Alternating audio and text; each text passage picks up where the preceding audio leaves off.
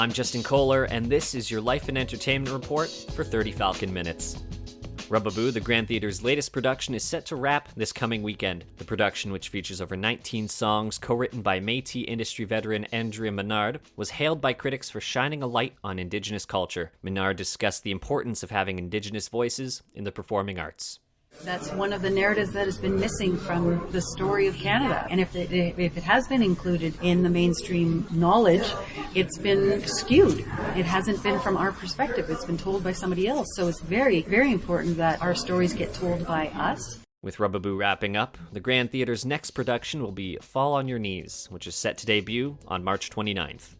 Ramadan began earlier this week, and XFM reporter Abe Lynn has the details on this important holiday. Ramadan marks when the Quran was revealed to the Prophet Muhammad. Muslims taking part in Ramadan will be fasting during the day, then after evening prayer they'll share a meal with family and friends called Itafar. Ramadan lasts 29 to 30 days, with it finishing on April 20th this year. Ramadan is a time of celebration and joy, time to show how thankful you are for everything in your life, and to show more empathy for those with less. Ablin, XFM. Popular Canadian artist The Weeknd has officially become the most popular music artist in the world. According to the Guinness World Records, The Weeknd has captured 2 new world records, including the first artist to reach 100 million monthly listeners on Spotify, and with that, the most popular artist globally. This comes as the artist recently swept many of the awards at the most recent Junos, including Album of the Year. The Weeknd is followed closely by Miley Cyrus with 82.4 million monthly listeners, and Shakira with 81.6 million, followed by artists Ariana Grande,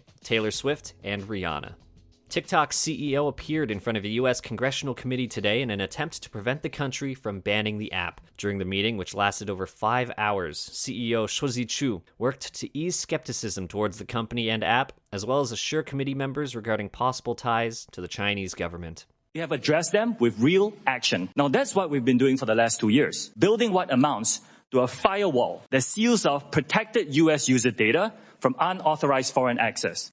Many different topics were discussed during the meeting, including influences on children, comparisons to other U.S. tech companies, as well as the overall potential security risks facing users on the app.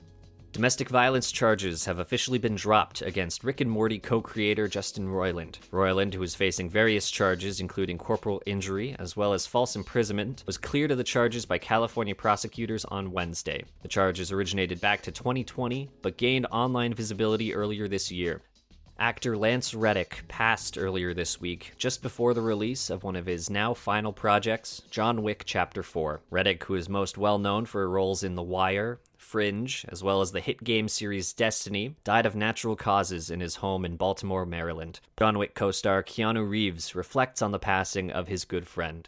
He had such a passion for his work and his craft. He was gracious, he had a dignity to him and a presence, and just to be in his light and to get a chance to work with him, I'll cherish for the rest of my life. John Wick Chapter 4 releases this weekend, with Reddick giving one of his final performances in what is already being praised as one of the best action movies of the year by critics. And that's Life and Entertainment for 30 Falcon Minutes. I'm Justin Koehler.